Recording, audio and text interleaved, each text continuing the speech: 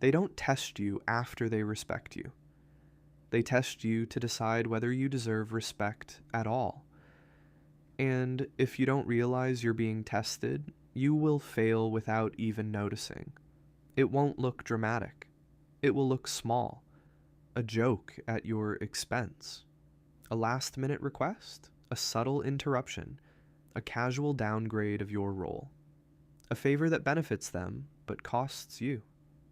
Most people respond in one of two ways. They either get emotional, or they comply immediately. Both responses communicate the same thing. You are manageable. Here's the uncomfortable truth. Respect is not something people give you because you are nice, intelligent, or well-intentioned. Respect is something people grant once they confirm you are not easily controlled. And confirmation requires testing, because the goal isn't dominance. The goal is stability. Human beings are constantly scanning for hierarchy, not in a dramatic way. In subtle behavioral ways, we assess who protects their time, who controls their emotions, who collapses under pressure, who over-explains, who needs approval, who can be moved. Testing removes uncertainty. They don't know where you stand yet, so they apply pressure. If you pass, they relax. If you fail, they push further. And once someone learns you're negotiable, they rarely stop negotiating you downward. Let's break the tests down. Test 1. The boundary test. This is the most common and the most important. It usually sounds harmless. Can you do this tonight? Just quickly handle this for me. It'll only take a minute. Can you stay a bit longer? The task isn't the test. Your reaction is. They are measuring whether you protect your time and energy, or whether you donate it to avoid discomfort.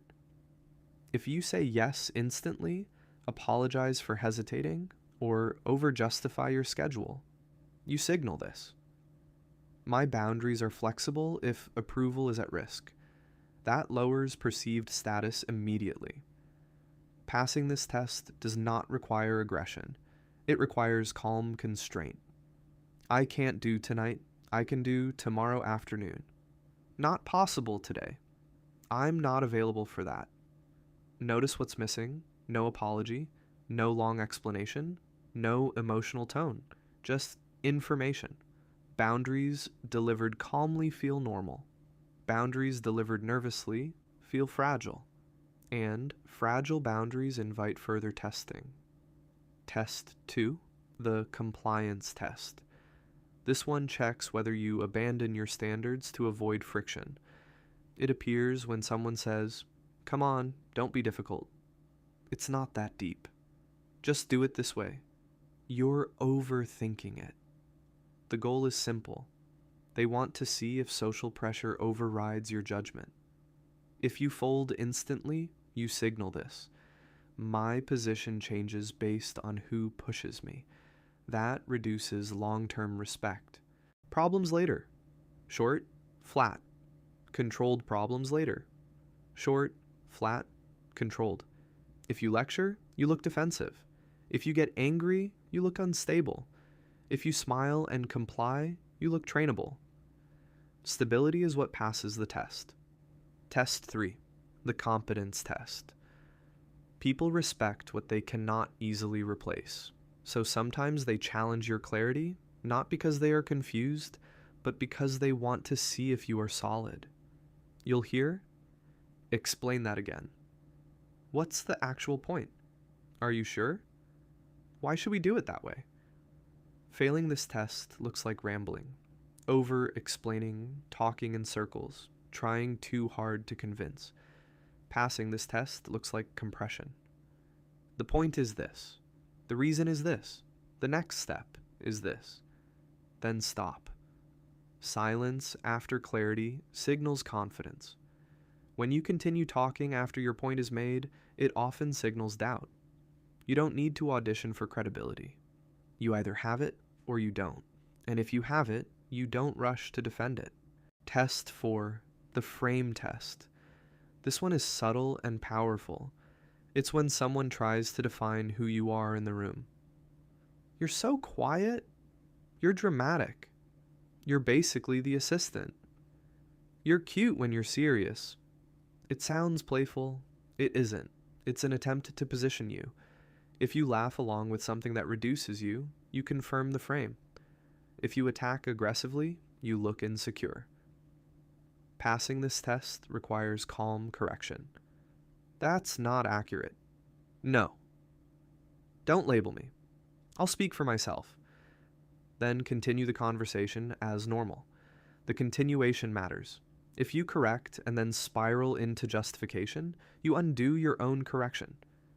Status is often protected in seconds, not speeches. Test 5, the emotional regulation test. This is the deepest test. Some people will intentionally or unconsciously disturb your emotional state to see if they can control it. They delay responses, they ignore messages, they provoke lightly, they make dismissive comments, then they observe. If your mood shifts dramatically, if your tone changes, if you react publicly, they learn something important. You are externally regulated. And externally regulated people are easy to influence. When someone cannot disturb you, they stop trying, because the leverage disappears. Sometimes you pass the respect test by refusing the request, not aggressively, not dramatically, but decisively, because the request was never about the task. It was about whether you would trade self-respect for approval.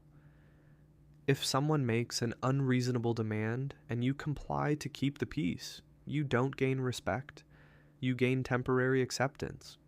And temporary acceptance often costs long-term status. This is why some people become permanent targets, not because they are weak, but because they are predictably accommodating. Once someone learns that pushing you works, they push more. Respect increases when manipulation becomes expensive. Expensive does not mean hostile, it means consistent. Every test is scored on 3 variables. Speed, how quickly you correct behavior. If you wait too long, the behavior becomes normal. Then, when you address it later, it looks personal.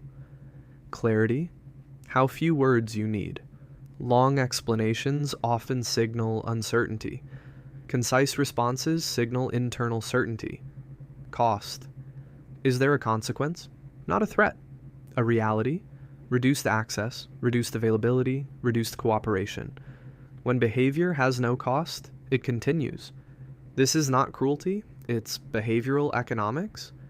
People repeat what works, they stop what doesn't. When you consistently pass these tests, something changes. People stop probing. Not because they suddenly admire you, because the data is clear. You protect your time. You don't collapse under pressure. You don't over-explain. You correct quickly. You remain emotionally steady. You become socially expensive. Not difficult, not dramatic. Expensive. Meaning your time, your attention, and your approval are not casually accessible. And when access is controlled, respect follows. Respect is rarely about charisma, it's about containment. The ability to remain composed while pressure is applied. So this week, observe every interruption, every small favor, every joke, every subtle push. Ask yourself, did I respond from stability or from fear of discomfort? Because the moment you stop negotiating your own standards is the moment people stop testing them. And that's when respect becomes automatic. If this made you think a little differently, feel free to like the video. And if you enjoy this kind of content, make sure to subscribe. See you in the next one.